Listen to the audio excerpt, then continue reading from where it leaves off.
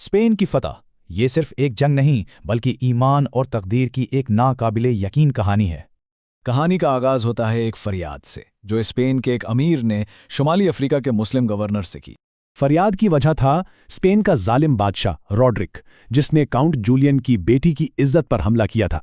یہ ناانصافی دیکھ کر گورنر نے روڈرک کے ظلم سے لوگوں کو آزاد کرانے کا فیصلہ کیا۔ مگر سوال یہ تھا کہ اس خطرناک مشن کی قیادت آخر کون کرے گا؟ حیران کن طور پر موسیٰ نے طارق بن زیاد کو چنا، جو ایک نو مسلم اور آزاد کردہ غلام تھے۔ طارق کو صرف 7,000 بہترین اور بہادر سپاہیوں کی کمان سونپی گئی۔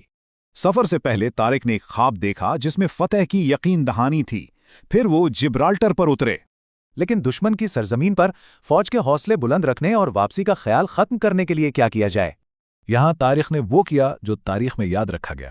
انہوں نے اپنی ہی کشتیاں جلانے کا حکم دے دیا۔ جب واپسی کا کوئی راستہ نہ بچا تو انہوں نے کہا اب ہمارے سامنے صرف فتح ہے یا شہادت۔ مقابلے کا حال کچھ یوں تھا۔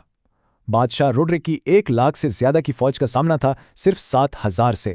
روڈرک کی فوج پوری طرح مسلح اور بختربند تھی، جبکہ طارق کے سپاہی پیادہ تھے جن کے پاس ہتھیار بھی پورے نہ تھے۔ جنگ سے پہلے طارق نے اپنے سپاہیوں کو ان کا اصل مقصد یاد دلایا، مظلوموں کو آزاد کرانا۔ پھر اللہ اکبر کے نعروں کی گونج میں وہ چھوٹی سی فوج اس بڑی طاقت سے ٹکرا گئی۔ نتیجہ سب کی توقعات کے خلاف تھا۔ طارق کی فوج نے روڈرک کی بڑی فوج کو شکست دے دی۔ اس فتح سے الاندلس میں ایک نئے دور کا آغاز ہوا، ظلم ختم ہوا اور انصاف کا نظام قائم ہوا۔